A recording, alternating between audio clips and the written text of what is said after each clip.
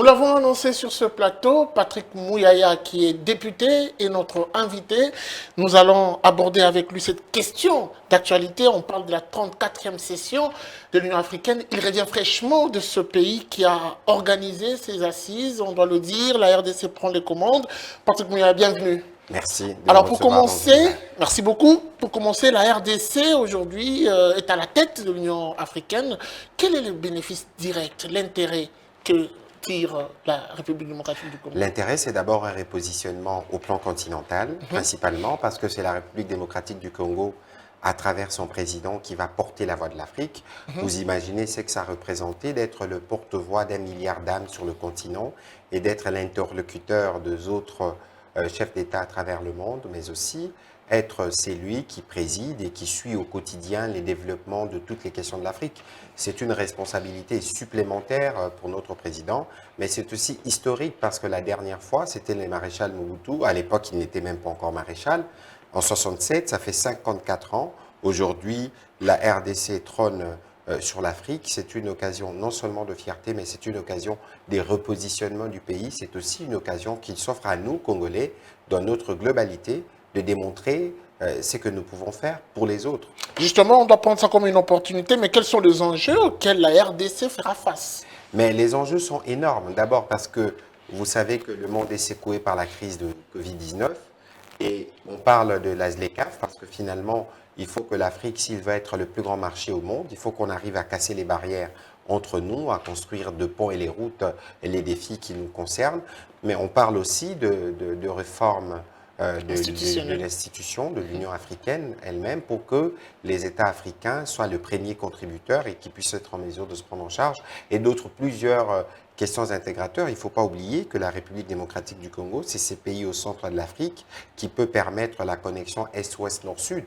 Donc il est important, dans notre rôle central aujourd'hui, de regarder d'Addis Abeba comment le continent doit évoluer et dans cette évolution du continent, comment la RDC peut s'intégrer. Et donc, vous voyez que les enjeux sont de taille. On a quand même suivi le grand résumé qui parle de 4 dossiers au départ pour s'organiser un peu. Vous l'avez dit tout à l'heure, vous l'avez cité. Est-ce que l'Union africaine a le moyen de sa politique? Je crois que la première chose qu'il faut avoir, c'est la volonté. Et comme notre président, Félix Tshisekedi l'a démontré ici en interne, je crois qu'il portera la même volonté au niveau de l'Union africaine.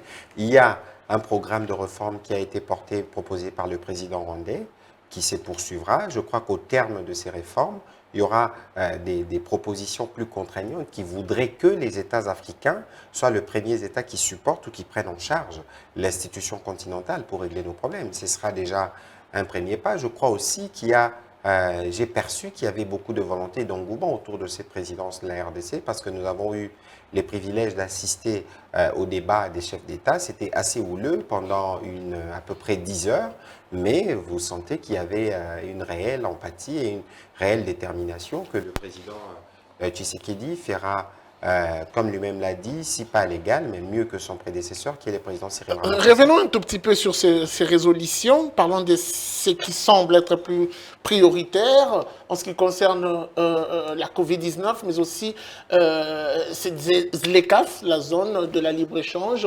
Qu'est-ce qu'il en ressort exactement? Je crois que sur la Covid-19, il y a une constante. Il faut des vaccins. Il faut investir dans la recherche. Il faut trouver des solutions africaines sur ces problèmes, finalement, qui plombent tous les développements, parce que même le sommet n'a pas été aussi bien qu'il devrait être, parce que ça s'est passé essentiellement en visioconférence. Donc, les mesures que nous imposent les Covid sont aussi des Il faut tourner les doigts à l'Occident? Non, la question, ce n'est pas de tourner le dos à l'Occident. La question, ce n'est pas rester dépendant de l'Occident, parce que face au Covid, l'Occident lui-même veut d'abord trouver des solutions pour ses citoyens. Nous tous, nous voyons comment la France s'ébat avec la troisième vague, la Grande-Bretagne, les États-Unis, le Portugal récemment, n'en parlons pas. Vous voyez que les pays occidentaux sont eux-mêmes étouffés. Nous avons l'avantage d'avoir une population jeune, où je ne sais pas s'il y a des facteurs climatiques qui font que la propagation n'est pas la même. C'est une aubaine pour nous organiser vite et protéger nos populations. Ça, c'est ce que nous vivons dans l'Afrique au sud du Sahara, mais le cas en Afrique du Sud est plus dramatique, avec des centaines de milliers d'infectés et des morts. Je crois qu'il est urgent maintenant de mettre en œuvre ou de poursuivre le programme qui a commencé sous la présidence du président Ramaphosa, pour être sûr que dans les meilleurs délais, les populations africaines pourront avoir accès au vaccin. Autant ils ont eu accès à des kits des tests PSR et à des autres dons qui sont arrivés pour lutter contre la Covid-19. Alors revenons sur la ZLECAf, on en parle presque souvent depuis un temps. Qu'est-ce que l'on doit attendre exactement de cette grande résolution? L'objectif de Est-ce que l'on peut souhaiter bon vent à cette... Non, l'objectif de la ZLECAf est tout simple. Oui. Faire de l'Afrique le plus grand marché du monde. Mais pour y arriver, il faut casser le barrière. Certains l'appellent chapelet de bonnes intentions. Il sera difficile pour l'Afrique de se mettre ensemble une politique économique. Tout projet part d'une intention. Toute concrétisation part d'une idée. Et donc, il ne faut pas qu'on soit pessimiste. Il ne faut pas qu'on soit pessimiste et qu'on pense que l'Afrique ne doit être qu'une Afrique qu'on écrit à travers des intentions.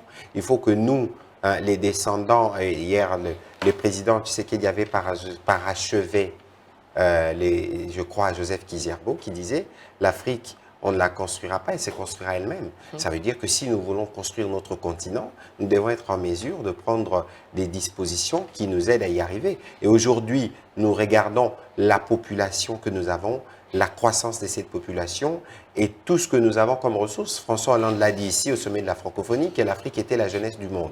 Et donc la ZLECAf aujourd'hui est une opportunité qui nous permet de nous rapprocher davantage. La vraie question, c'est que beaucoup de gens sont inquiets ici. Les entrepreneurs, nous devenons quoi? Qu'est-ce qui se passe? Justement, le risque, il est grand, il est énorme. C'est l'occasion pour moi justement de vous inviter, vous, Zoom Eco, qui est un magazine des références sur les questions économiques, d'aller un peu plus à profondeur pour que ceux qui vous suivent comprennent que la ZLECAf ne se met pas en place automatiquement. On parle des 10 ans, on parle des 13 ans, et ça ne concerne pas tous les produits. Donc, on ne peut pas rester hostile à une initiative qui traverse déjà le continent parce que nous, on n'est pas prêts.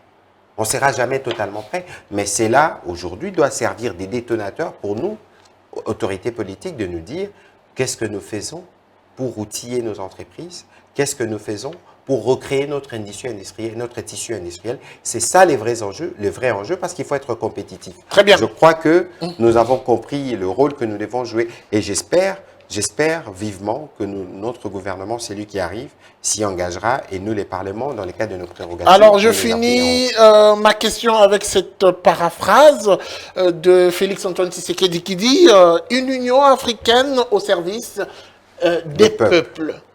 Qu'est-ce qu'il sous-entend exactement? Mais je crois que la réponse est... Ça n'a jamais été le cas? La réponse est dans la question, parce que généralement, on parle d'Union africaine, c'est des chefs d'État qui se rencontrent, on parle de deux faces qui entourent les événements. Mais par cette idée, une union au service du peuple, ça veut dire qu'il faut remettre le peuple au centre.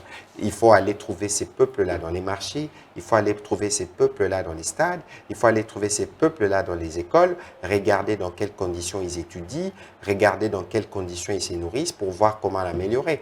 Je crois que c'est tous les mystères autour de cette phrase que le président a d'ailleurs eu l'occasion d'élucider dans son discours d'acceptation de sa fonction de président d'exercice de l'Union africaine. Merci beaucoup, Patrick Mouyaya, d'avoir répondu à notre invitation. C'est moi qui vous remercie. Merci à vous.